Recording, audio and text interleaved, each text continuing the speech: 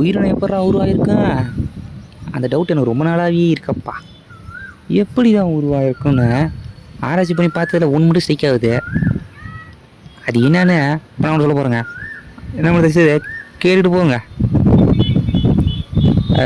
எந்த ஒரு அதாவது எந்த ஒரு உயிரினத்தில் இருந்தும் ஏதோ ஒரு ஆப்ஜெக்ட் கிடையாது, எதுவுமே ஒன்றுலேருந்து எதுவுமே ஒன்று உருவாகுன்றது சாத்தியமில்லாத ஒன்றுங்க.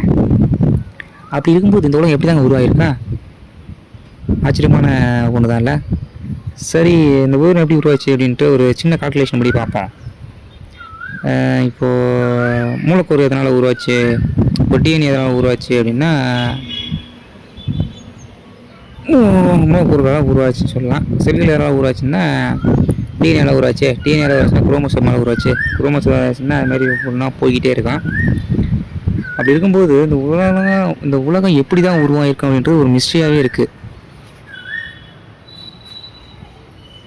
கரெக்டு தானே? இந்த உலகம் எப்படி உருவாகிருக்குன்றது ஒரு மிஸ்ட்ரியாகவே இருக்குது.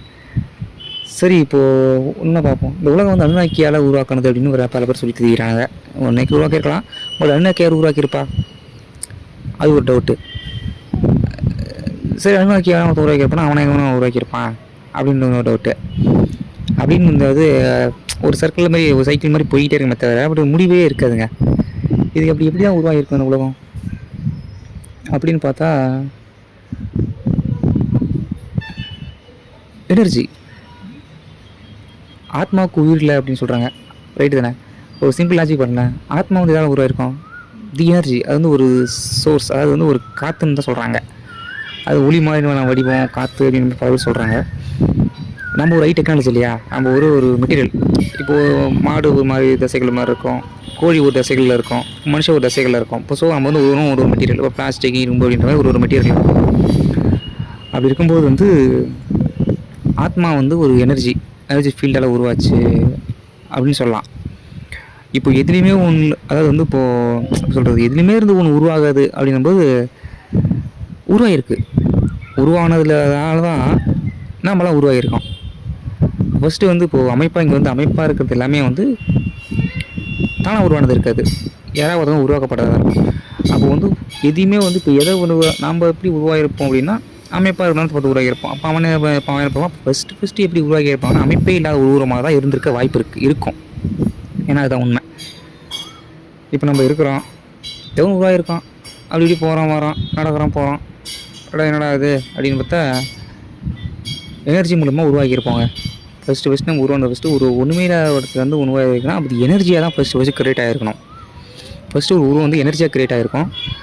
அந்த எனர்ஜிலேருந்து ஒன்று நம்ம அப்படி படிப்படியாக அதுலேருந்து ஒரு கூட்டு கலவையாகவோ ஒரு ஒழுங்கற்ற அமைப்பாகவோ ஃபஸ்ட்டு உருவாகிருக்கு. அதுலேருந்து என்ன பண்ணணும், கொஞ்சமாக எனர்ஜி, கொஞ்சமாக ஏதோ ஒரு ஃபீல்டு, அப்புறம் பிரெயின் மூலமாக எல்லாம் கண்ட்ரோல் பண்ணுறோம் போது அப்போ வந்து பிரெயின் எப்படி உருவாகிருக்கணும் அப்படின்போது ஃபஸ்ட்டு ஒழுங்கற்ற அமைப்பாக உருவாகிருக்கு, அது ஒழுங்கில்லாத அமைப்பாக உருவாகிருக்கும். அப்புறம் கொஞ்சம் காலப்போக்கில் எல்லா எனர்ஜி ஃபீல்டும் சேர்ந்து ஒரு அமைப்பு உருவாகிருக்கும். அப்புறம் கொஞ்சமாக சேர்ந்து இன்னொரு அமைப்பு உருவாகிருக்கும். புரிஞ்சிக்க முடியுது இல்லை? ஃபஸ்ட்டு ஒழுங்கில்லாத அமைப்பாக இருந்திருக்கணும், அப்புறம் ஒழுங்கற்ற அமைப்பாக ஒன்று உருவாகிருக்கணும். அது சேர்ந்து என்ன பண்ணணும், ஒழுங்கற்ற இல்லாமல் அதோட எனர்ஜி இப்போ ஓரறிவுன்னு இருக்குது. இப்போ ஓரறிவு சேர்ந்து இப்போது ஒரு சில கொஞ்சமாக அதோட சேர்ந்து ஒரு கூட்டு கலவையை உருவாக்கியிருக்கணும். அதோட இப்போ 6ஆம் மனுஷன் இப்போ இந்த ஒரு மிஷினை இப்போ நம்மளோட பெஸ்ட்டு மிஷின் இல்லையா, மிஷினை உருவாக்கலையா, அந்த மாதிரி வந்து இப்போ ஒன்று சேர்ந்தால் உருவாக்கியிருக்கோம். ஒன்று நம்ம அதிகம் ஃபீல்டில் நம்மளாம் வந்திருக்கு. இப்போ நம்ம என்ன தான் அப்படி போனாலும் நம்ம இதை வச்சு எப்படி சொல்கிறது, இன்னும் கண்டென்ட் பார்க்கலாம் அப்படின்னா எல்லா விஷயத்தையும் வந்து ஒரே ஷார்ட் வச்சு சொல்லிட முடியாது. சரி,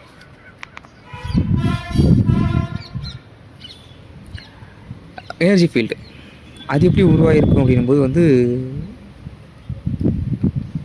மேக்னெட்டிக் ஃபீல்டு இருக்குது. மேக்னெட்டிக் ஃபீல்டு எப்படி உருவாச்சுன்னா தெரியாது. அதுமாதிரி எனர்ஜி ஃபீல்டு வந்து ஏதோ ஒரு விதமாக ஒன்று உருவாக்கியிருக்கு.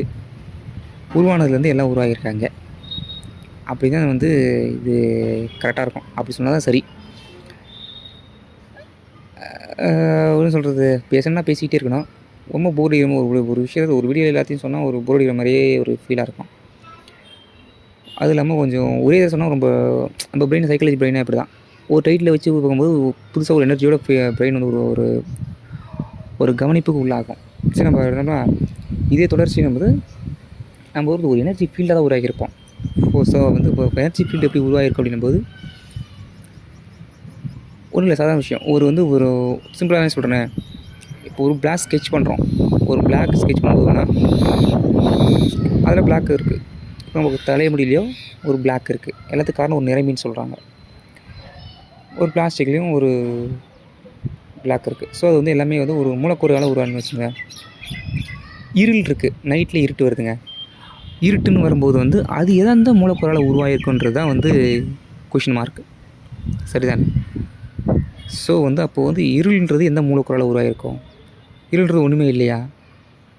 வெளிச்சம் அப்படின்னா லைட் வந்து ஒரு சோர்ஸ் இருக்குது அப்படின்னு சொல்கிறாங்க. அப்போ இருளில் என்னவாக இருக்கும்? சரி, அடுத்த வீடியோவில் பார்ப்போம். நன்றி. இந்த வீடியோ தொடர்ச்சியாக பார்க்கணும்னா சப்ஸ்கிரைப் பண்ணிக்கங்க, லைக் பண்ணுங்கள், தயவுசெய்து லைக் பண்ணுறேங்க. தேங்க்யூ.